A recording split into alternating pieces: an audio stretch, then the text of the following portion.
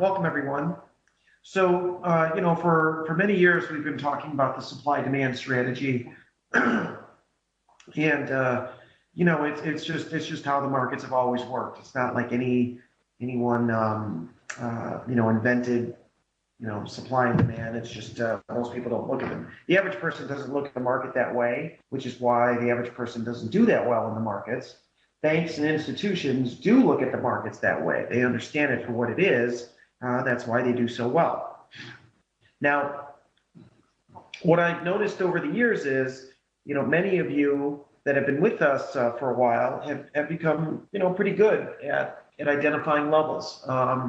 Spent some time with some of you, and others have sent charts in, and overall, a decent amount of you are getting pretty good at identifying levels.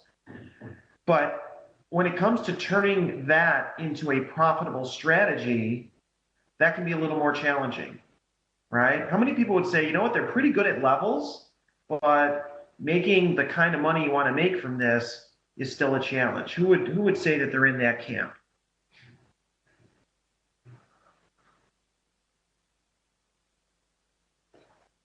All right, okay, good.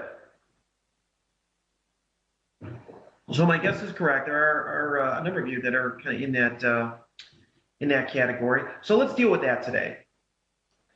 And I want to share with you, really, when it comes to short-term trading for income, long-term trading for wealth, really how diving into specific entry, stop, and targets. Okay, and we'll be very specific with rules, and that'll be the topic for the day. Okay. Because if you're many people, when they get this, they're very precise, and in other words, just the perfect level, and get in at demand, buy at demand, and sell right at supply. And trust me, we can make it much easier. Let's take a look at an opportunity that actually might be right in front of us here. Let's take a look. Yeah, so this one just met entry a little while ago. Let's take a look at it. Here's the NASDAQ. This is actually right now. So you can see we've come into, this is a pretty big area. What's a real nice supply zone, right? Okay. And so you take a look at that. We have a little bit of demand down here.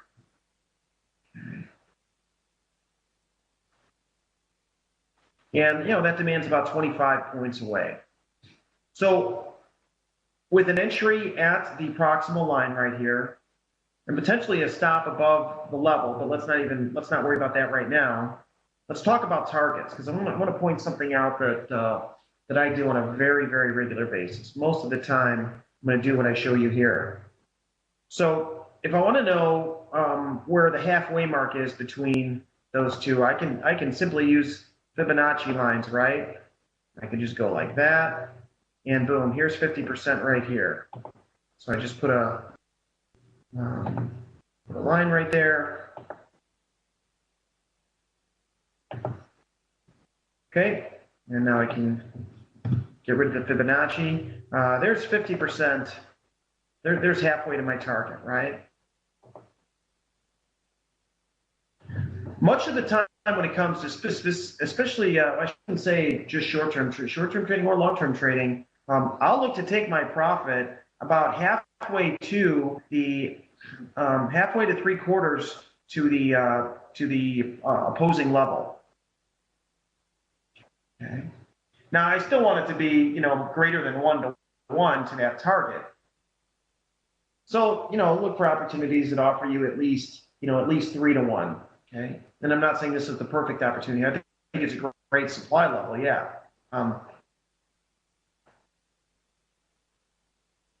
But in other words, whatever the chart is offering you, it's probably a good idea to take 1/2 to 3/4 of that available profit zone. What that does is it should dramatically increase your winning percentage if you're good at the levels. Now, if I want to make more money with it, what you'll see in most of the trades that I take is price goes beyond my profit target. But if I want to make more money with the strategy, what should I do? simply increase position size, right? Okay, does that make sense? Everybody get that? Whoops. Let's go look at an opportunity that has not met entry yet.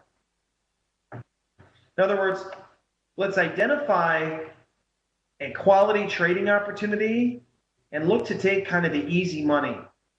And that's not to say that trade, I'm not saying trading is easy. So let's identify the opportunity and let's look to just make it kind of an easier money trade than just what you don't want to do. I mean, you can if you want to, is hold for the entire profit zone. We can make it much easier.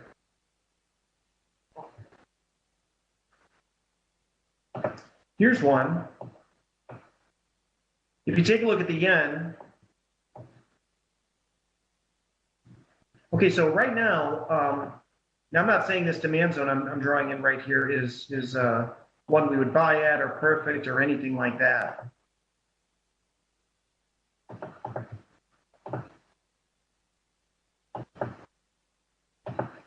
Okay, but what I am suggesting is that would probably be a target. So what I can do here is, now let's remove that blue line for a minute. Now let's say I want to sell short up here, which I do, with a stop above the area. Again, if I quickly just take my Fibonacci levels,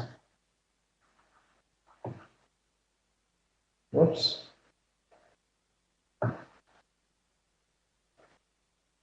I didn't mean to do that, sorry. Wanted to grab the blue line again. Here. So if I take my lines,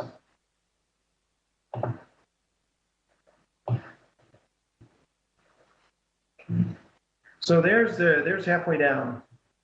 Want to go to 3/4 of the way down? That's why you saw the line right there before. Just because there's really nothing until you get down to here. In this case, I just chose 3/4 of the way down. Does that make sense? So even though the likelihood is that prices will drop down to here, I'm gonna be a much more consistently profitable trader if I put my targets like this. In other words, again, whatever the available profit zone is, taking less to that. Ray, I would say increase position size when you're ready, but no, I don't scale out. I don't suggest scaling out, because when you scale out, you're going to pick levels or areas where you think price is going to turn to take your profits. So what's going to happen is you get good at the levels, price is probably going to turn at those levels. So you probably should have just taken the whole profit anyway. And then instead of having that capital tied up, let's say you get out of half your profit and you've got the other half of the trade on. Now you've got that money at work in the market and you need to do something that's very hard to do. For me, I just take my money out, take profit, and move on to the next one, and keep it very high probability. Okay.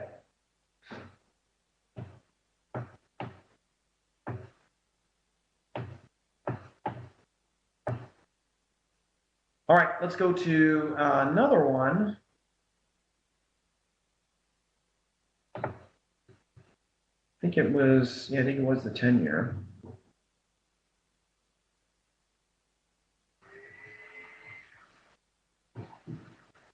So we've looked at the NASDAQ, we've looked at the yen, all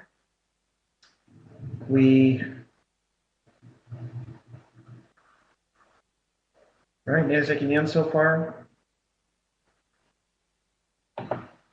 Okay. Here's the 10-year. Before I do that, I think there was no, there wasn't.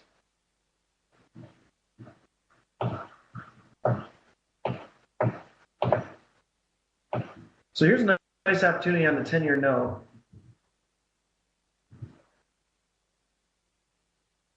In this one, there's all this kind of free space below. So you see how there's all this activity right here. Now I could use the Fibonacci levels, but when I see something like this, I'm going to look to take a profit just before all this stuff. Okay. So if all that comes in right there at 127.23, perfect. Right there, which is probably just beyond halfway. And again, I'll be the first one to admit, many of the trades that I take, the profitable trades go well beyond the profit target much of the time, but I don't care. My strategy, I'm not trading because I want to catch big moves. I'm trading because I want to make money. I'm not trying to win a contest to be the trader that gets the biggest moves in the market, or to be on the cover of a magazine or something. I don't wake up every day and say, oh, I can't wait to trade today. This is this is to make money, to help live the life that I want to live, right?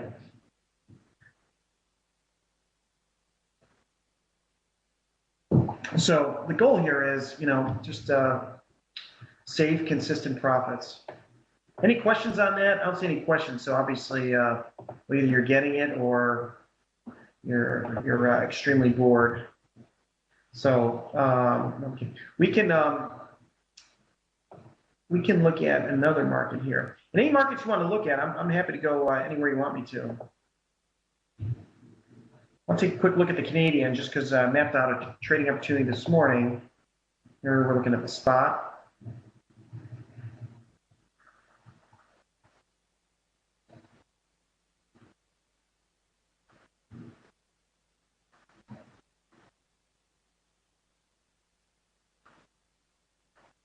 Eugene, I'm not sure what you mean. Straight red and green candles.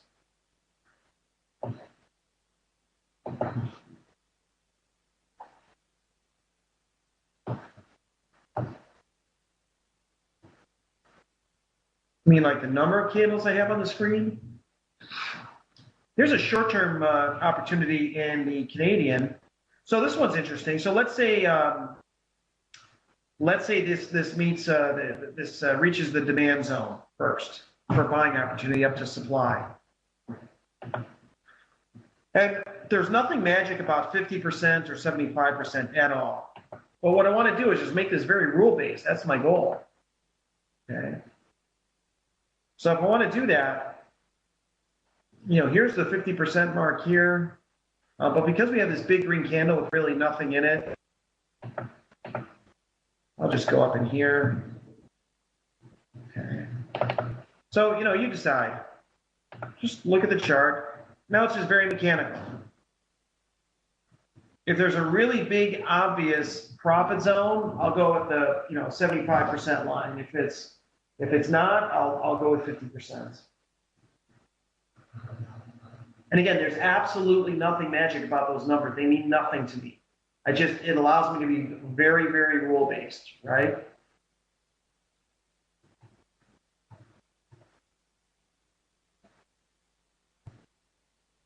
Eugene, it probably has to do with your scaling or, scrunching the chart. Okay. If I do that, you're going to get giant candles. Okay. If I, do that, you're going to get a bunch of small candles. So you can scale the chart. Try that. That might help. Okay. Any questions on that? Now, what about stops? This is a good example for a step. So let's say we're planning out a buy here. Where should my stop be?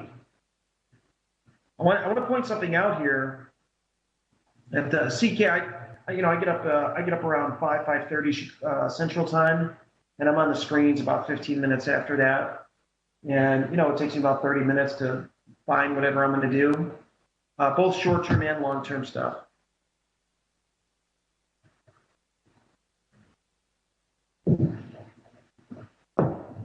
So what about stops? Let's start with the demand side. What you'll notice, you see under this demand zone, we've got two kind of candles right down below. And you see above the supply zone, we have a candle right here, a couple candles. What I will always do is a little trick to help you out. Now I could put my stop, just mechanically right below the demand zone.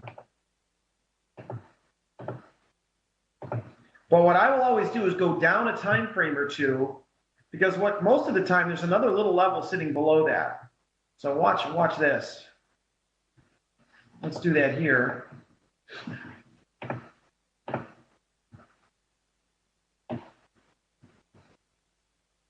See that? See how that shows up? So the line stop just below that. All right. Now you might look at that and say, oh, that's a pretty big stop. I can actually tighten that up right there. That's where the interest should be. You might say that's a really big stop.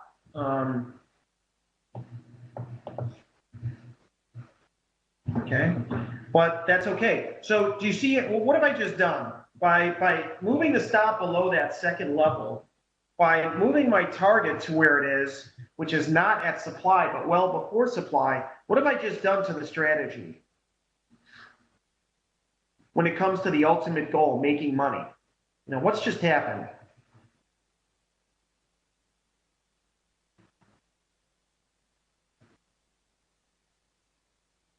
Right, I've increased my chance. Risk reward changed, yeah.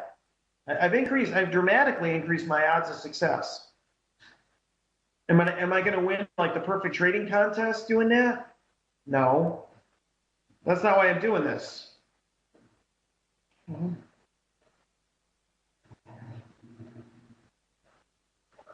So this is just an idea for you. Don't be afraid to do that. And again, if you think the risk reward is not good enough here, that's no problem. Just find the opportunities where the risk reward is good. Okay?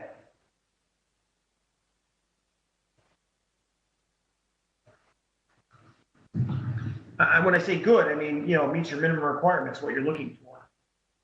Now watch this. Let's go back to our original chart. Now, what if the supply side meets entry first? Notice right above, I'm going to be able to do the same thing. You'll see this almost always. Look what's sitting just above. Boy, I can really, that entry should be up here actually, right? Actually, that's not even a level when we come to this time frame. It's a good thing we looked. All right, isn't the level up here? Okay, that's why you use multiple time frames. See those X-ray snapshots of the levels. Now I can up my target even more. Well, I'm actually I want to get out before 126. You see how at 126, you start to get some activity there. So we can up it just a little bit more. Okay, right there. All right, so now, go back here. How does that look?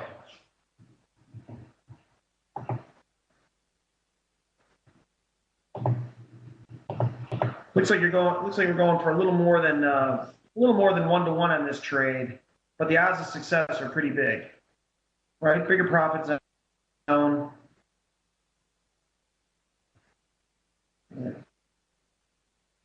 Very comfortable trading. And once you're doing this for a while, if you want to make more money, all you do is increase your position size, but don't change anything else.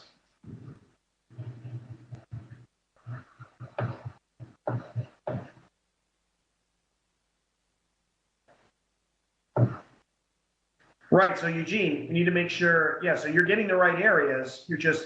So your challenge is the entry and stop, right? So if you had your stop a little bit, looks like you're not putting your stop in the right area, and it may be also a combination of not entering in the right area. So you're picking the right turning points or areas, but we need to look at your entry and stop.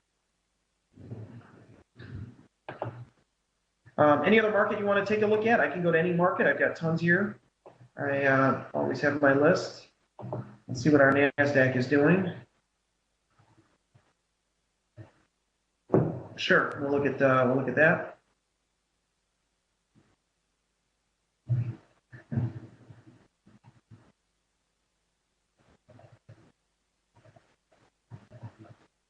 NASDAQ just came up again, right into that area.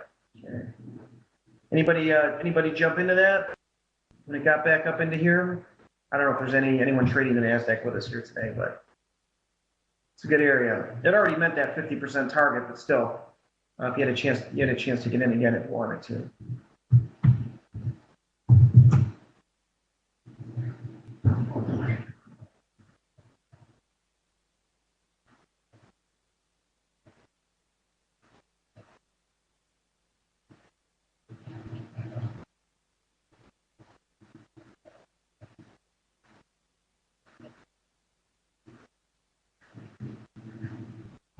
Okay. Here, waiting for one more chart to come up. Yeah, Sam Evans is great. Thanks, Eugene. Yeah, he's really good. I should be speaking with him a little bit later today. So let's take a look here. If we look at the larger time frames just for a minute. You know, my only challenge with this market is you see this big range it's in. We'll look below that range, but we probably don't. Not a great idea to look to do too much trading inside that range.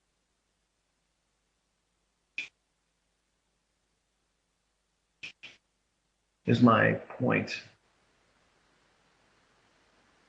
A turn in price, and a significant turn in price, is a big supply-demand imbalance. In other words, tons of demand and very little supply, or tons of supply and very little demand. You cannot have that scenario inside a big range like this. It's like physically not possible. You know what I mean? Okay. All right. But below that range, looks like there's some activity down here we can take a look at. But I don't know, we'll spend time on it today because maybe next time, because it's probably a little while before price gets anywhere down there. Again, inside this range, you're really not going to see a big supply-demand imbalance. When you come to, let's go to a 60-minute chart, you may find something to trade against on the supply side. See, nothing great here either, not until you get quite a bit higher. If you compare this market and opportunity to the NASDAQ we looked at, you can see there's a pretty big difference.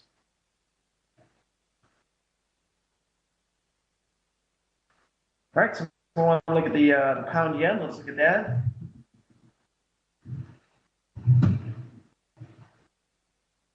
Not going to be a whole lot different, but let's look. So here,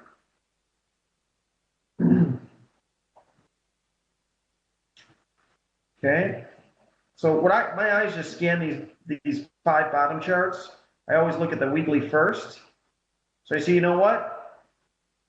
In the big time frames, there's room for price to really, really decline. And when I look at the daily, there's not much room for price to rally.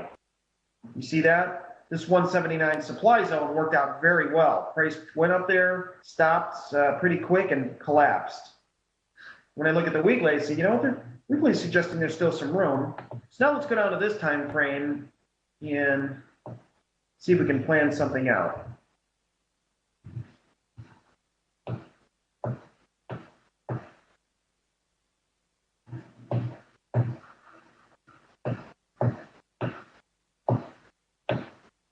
Okay, does everybody see the opportunity? Let me try to make this even bigger. That's not 11.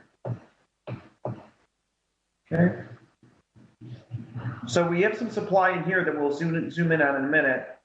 Now our demand zone, and again, this is not a demand zone to really buy at. Oh, there's a lot of trading activity in there, so.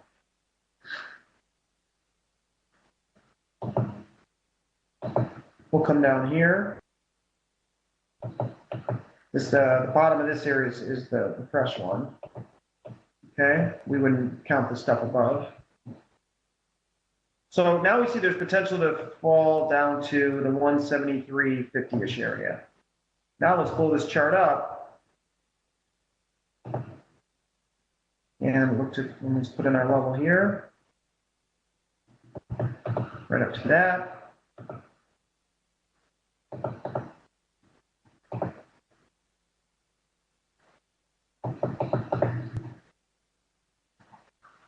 Okay, now if I want to go kind of refine that, so you see the level here on the 4-hour chart that we're looking at where I drew the box. Now look all the way over to the left. There's that level, and again, look what's sitting just above it. See that? Another level. Happens almost every time. So like Eugene and anyone else, you know how you said you get stopped out and then price turns and did what you thought it was going to do? It's probably because you're not looking for this level that's sitting. You need to put your stop beyond that. You can also enter higher into the level. So this level that we found here in the 4-hour, there's just so much trading activity in there. What we'd rather do is put our level right here at 177.75. So let's do that.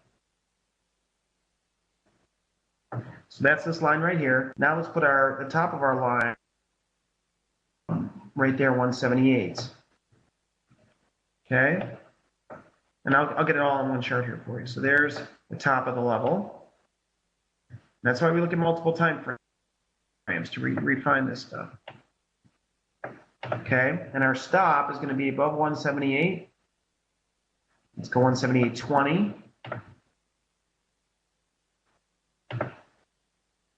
We just don't, we don't spend a lot of time on entries and exits, so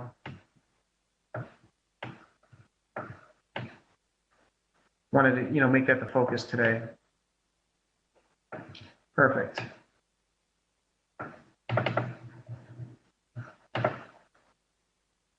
Okay, so there's the stop. Now remember, we're going to do the target. So again, keep it real simple. Keep it very rule-based. Stick to your plan. All right, I'm going to put my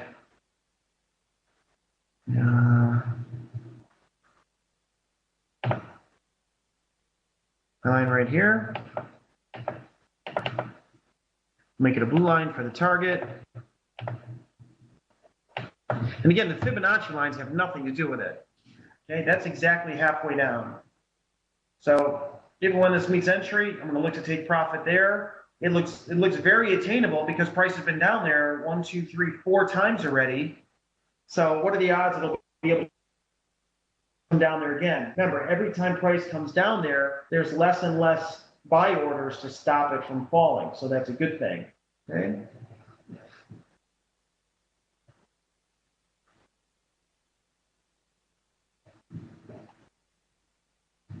Everybody get that? Okay. Let's look at some other markets here.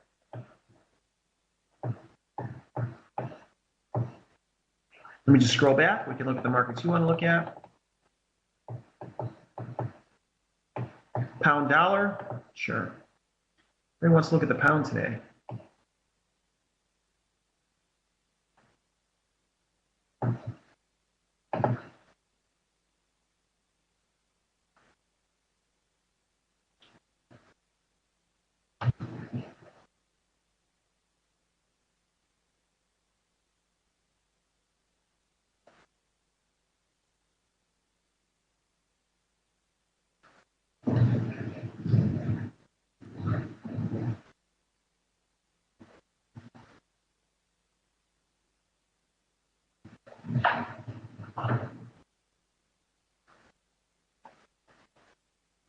All right, here's the pound against the dollar.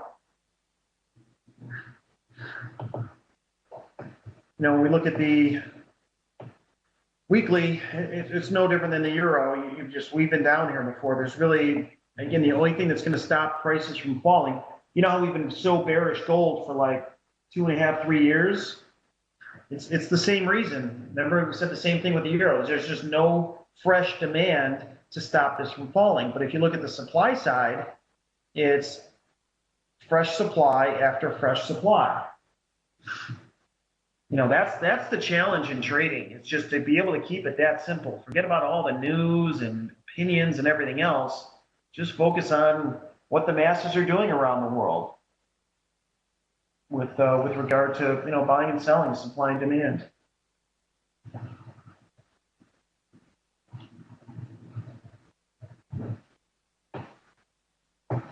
No, this would not be fresh demand. This would be maybe demand, but not fresh demand. Okay.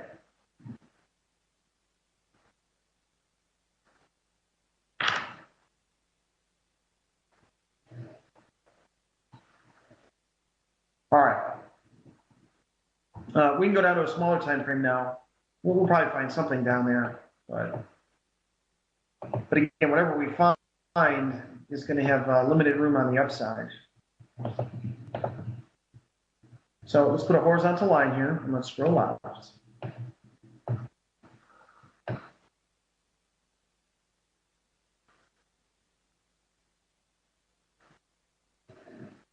Okay, so here's what we're looking at below. Again, that's that drop base rally. You can see even inside there, there's nothing fresh. At least not in this larger time frame. Down in here, you'll probably find something, but that's pretty far down. We don't need to spend time there right now. And when you look up, you do have quite a bit of congestion and supply here. Okay. The other thing you want to look for, look at the distance between these lows. See all these lower lows, lower highs? Well, you'll see when a downtrend is almost over, there's two ways to identify that in advance. Two ways. One is obviously where's the opposing demand zone? That's obviously the best thing that you can do. The second thing is look at the distance between the lower lows. You'll see in the beginning of a healthy downtrend, in the middle of a healthy downtrend, uptrend, or downtrend, I should say, the distance between the lows is too big. And closer to that opposing demand zone, the distance between the lows is going to be smaller and smaller. Same thing with the lower highs. So those are two things you can watch for when you're wondering, okay, how much of a trend do we have left? Where's that trend likely to end? And so, okay. I don't think you need more than that to identify trend, or the change in trend, I should say. Yeah, so in the bigger picture, not a whole lot to look at there.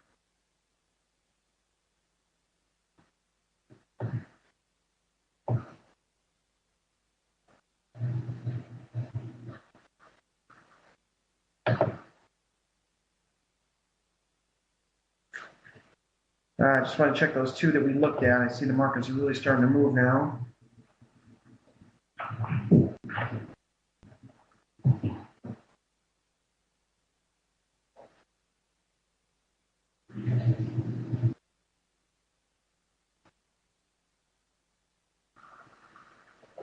Some of them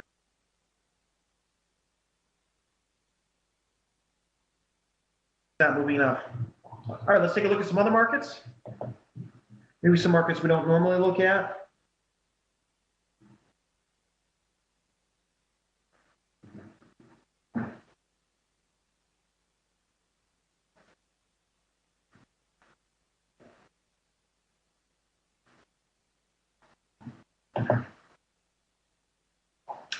Okay, we go to the larger time frame here.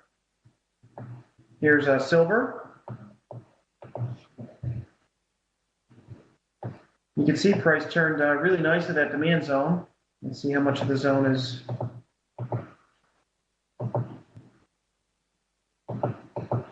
So price dipped into that demand zone, turned higher.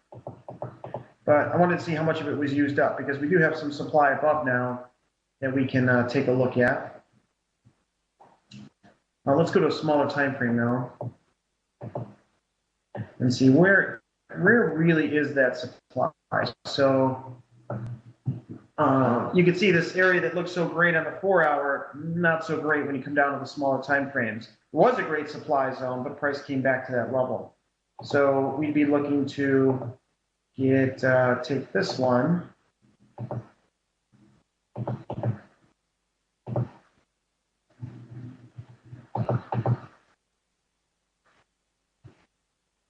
Okay.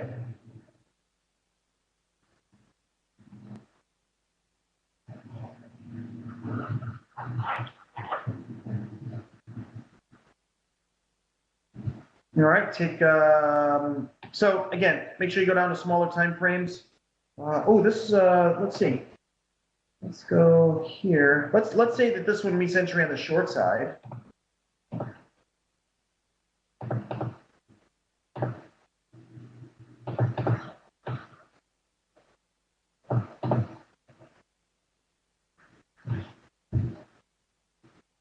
Okay.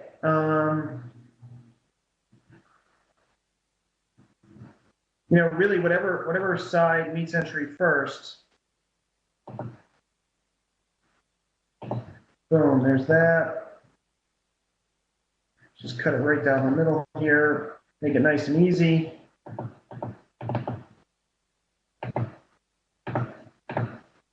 Okay. There's halfway.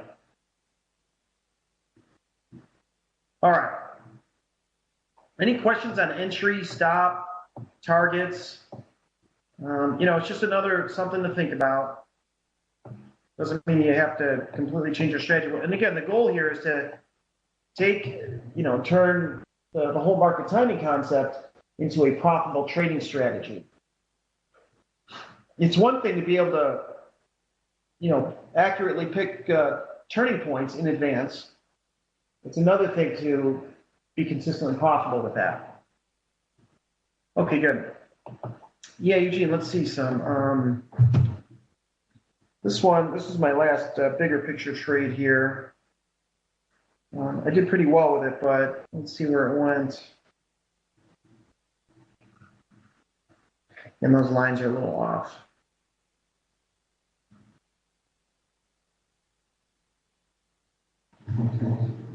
This one I ended up getting out. So this is one I took in the options, but I ended up getting out actually right at 51.10. So right up in here.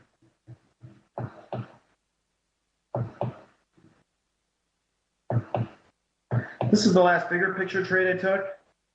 So I've been out of this one for a few days, but got in right up in here, actually before the circle, right over here on the smaller time frame, and wrote it down. The opposing big picture zone was down here, and ultimately that's probably where this will go. But I got out up here. No reason to, just make it easier on yourself.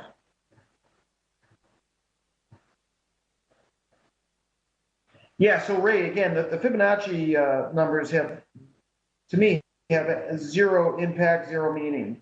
The reason why, the reason why I say that is because the whole Fibonacci theory does not take real buy and sell orders into consideration. Therefore, it's just a set of numbers, just math. But I just use the tool so I can quickly see, what's halfway or 3/4 of the way there, just to make it very mechanical. So yeah, you don't want to. There's plenty of opportunities that offer you 1-to-1 or less, or 2-to-1 or 3-to-1. But you can decide to look for the opportunities you want to. So in other words, in your trading plan, you might say, I'm only looking for opportunities that offer where the chart is offering at least 4-to-1, like that last silver. There was a pretty big profit zone there. Even this one. And when that profit zone is 4-to-1 or greater, you're going to take profits at like 2-to-1, for example. Does that make sense? Okay.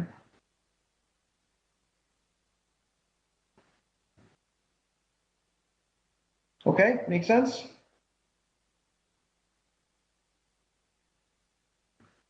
All right, good stuff. Let's keep going here.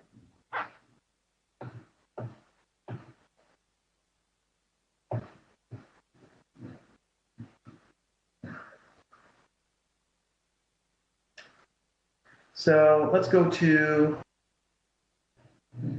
we can take a look at the euro.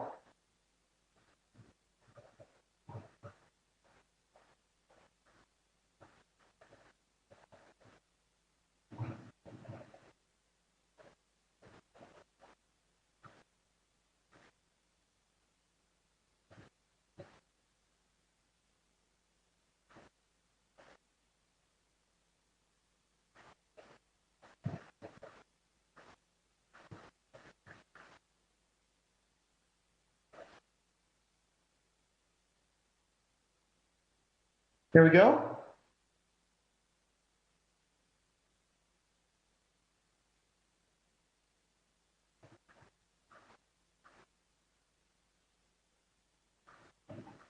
Okay, sorry about that.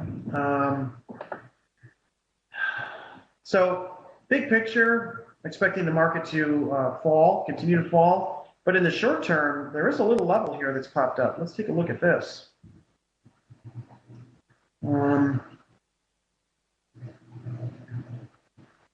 Yeah, it's actually nothing. It's actually not that great. It's all really this area right here, but we've already hit it. Thought we had one there. It worked out great, but it's already been entry. Yeah, euro again. We just continued to short rallies in the euro to supply zones. Don't have I mean, there are good ones above, but nowhere close. Nothing that's going to meet entry, today or tomorrow. So, right now the good opportunities are in the indexes, and that yen looks like a really good one.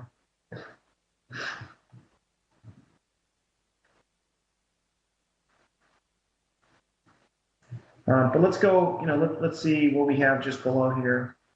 I've already done this. Hang on a second. Yeah, you see down here, there's really not much. I mean, down here, yeah. Well, I guess this isn't that far.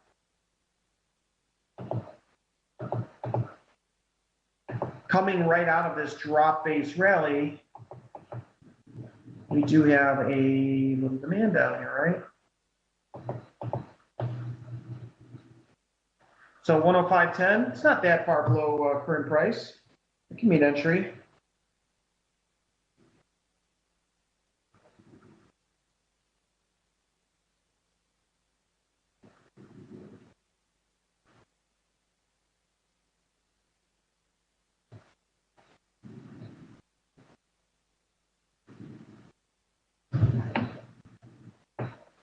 Looking above, though, you really don't have any significant supply till above 107.50. So again, another example where if you did get in here, there's no new supply that forms. You have a pretty healthy profit zone. I would take profits about halfway up.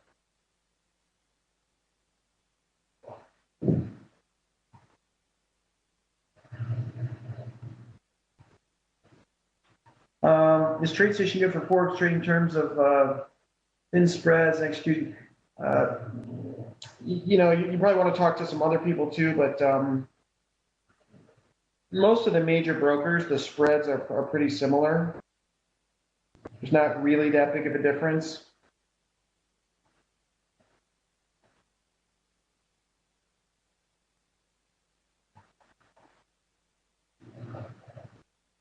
Okay. So we have to wrap up here in a minute. Any questions on what we talked about today? Again, the goal was to turn the whole market timing concept and strategy into a profitable strategy. So, it's all about nothing really changes with the entries. It's all about the stop and the target. And again, just because you may be using a bigger stop or move to a bigger stop doesn't mean you have to increase your risk. Okay? You can always just reduce your position size to make sure you're not risking more money than you're willing to lose. Here's my email address, sseiden@tradingacademy.com.